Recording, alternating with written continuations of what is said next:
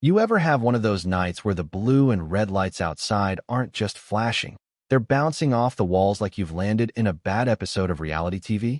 That was me, standing in my own damn driveway, work keys still in hand, while an officer made his way up the path, and Karen, yeah, that Karen, the one who struts around like she owns the zip code, was already in full attack mode by her shiny SUV, arms crossed like she was about to write me a ticket herself.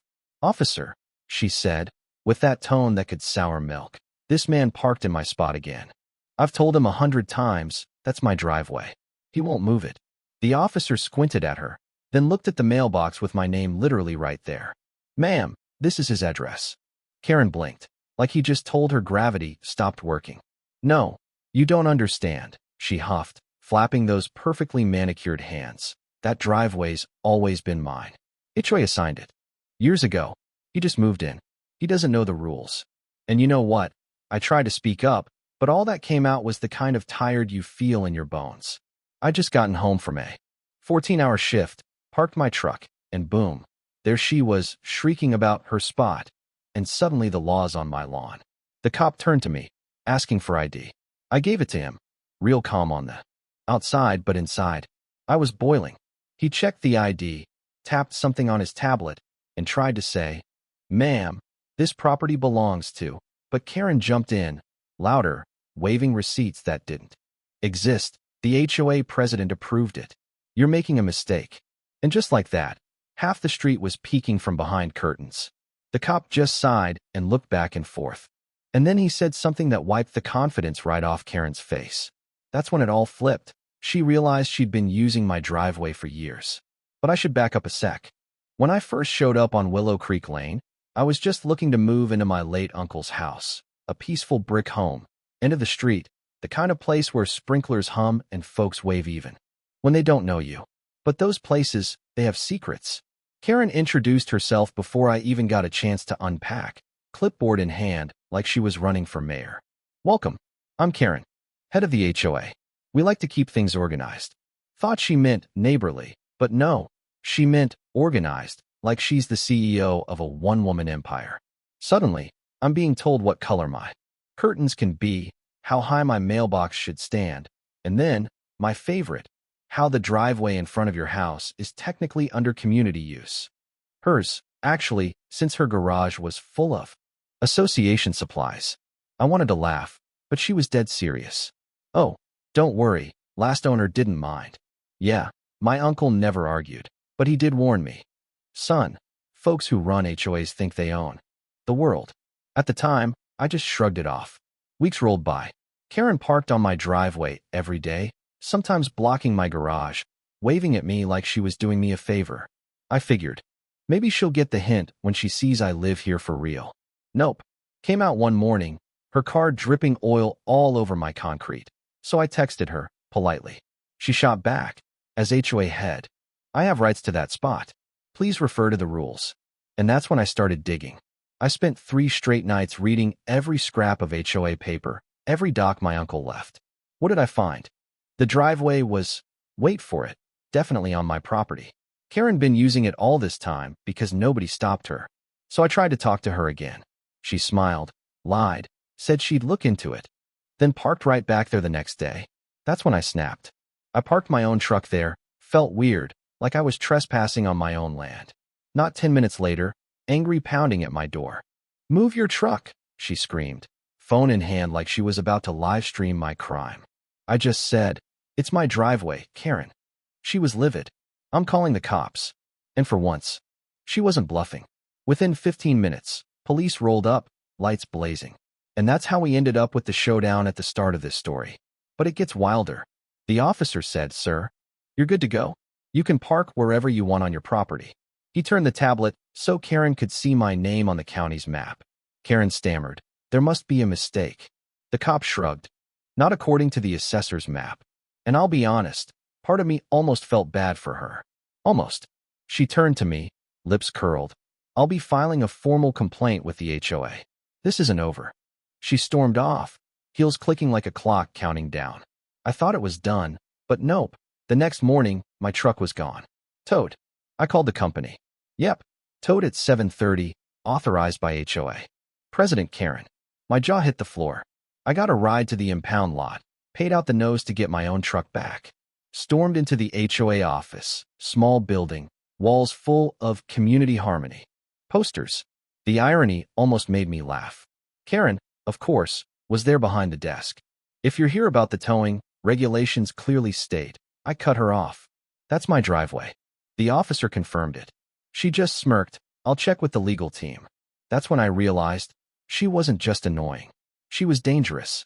So I called my cousin, the family lawyer. Sent him every deed, every map, every HOA rule. 20 minutes later, he calls back, laughing. Dude, not only is that driveway yours, you could sue her for trespassing. She's got no claim. That's when it hit me. She'd been trespassing for years and just had my truck illegally towed off my own land. I looked out the window at her house. Her blinds shifted. She was watching me too. And just like that, it wasn't about parking anymore. It was about power. A couple days later, it escalated. Came home from work to a bright orange violation notice taped to my door, unapproved. Landscaping, wrong paint color, unregistered vehicle. All made up. That night, I confronted her outside, said, "This has to stop." She smiled. "Oh, I agree, as soon as you learn the rules." She leaned in, voice low. "You're one rule away from eviction." That's when I knew she'd never stop. Not until someone stopped her. So I dug again, deep, and found something crazy.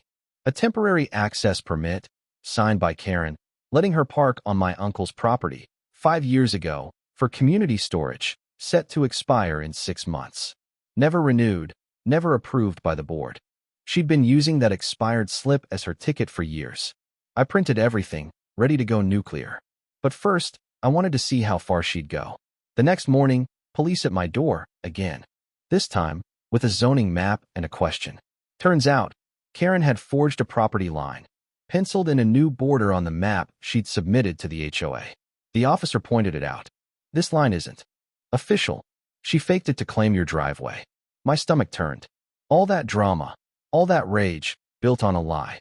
As we spoke, I caught her watching from her porch. She tried to laugh it off, but the officers weren't having it. "Ma'am, we're starting an investigation for property fraud." Word spread. The real HOA president showed up. First time I'd seen him mad. "Karen, what did you do?" "You're suspended." Effective immediately. For the first time, Karen looked small, like a kid caught stealing candy.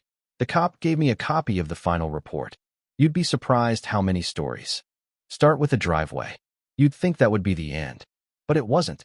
That night, just after midnight, Karen's SUV slid into my driveway, again. Only this time, she was in dark clothes. Flashlight in one hand, gloves on. I watched from the window as she yanked up my property markers, stuffed them in a bag. I called 911, filmed the whole thing. She caught me watching, hissed, "You shouldn't have crossed me," and ran. Cops came, took evidence. "This isn't just trespassing," they said. "It's tampering with evidence." That night, I barely slept. The next week was a nightmare. Notes left on my porch, threats scribbled in red ink, photos of me from outside, tire tracks in the mud behind my house. Every night, my cameras caught her, or someone with her, lurking around, sometimes with hooded men. The police couldn't catch her, the neighborhood was tense, and I started locking every door, every window, sleeping with one eye open. I found myself at the county office, digging for anything official Karen might have submitted, and sure enough, there was a half-baked addendum she'd tried to sneak onto my deed, never recorded, flagged as a fake. She hadn't just been a bully. She was trying to rewrite history. Eventually, after a run of sleepless nights, another attack, and a final, desperate confrontation, Karen, soaked in rain, screaming on my porch that I'd ruined her life, she vanished. Next morning, the sheriff called. She'd crashed her SUV into the lake, survived, but barely. In her hand, they found a property marker, clutched like a talisman. She was placed under observation, facing a stack of charges: forgery, trespassing, stalking. The neighborhood tried to move on, but even then, she left. Reminders, photos in my mailbox, red flashlights on the mat, cryptic notes. She believed, in her own twisted way, that she was defending what was hers. It took months, but in the end, what I learned was simple: Some people would rather lose everything than admit they were wrong. Sometimes the line between order and obsession is just a driveway wide. So, tell me, was I right to fight back? Or was I just another neighbor lost to the madness of HOA politics? Where are you watching from? And what would you have done if someone tried to erase your name from your own home?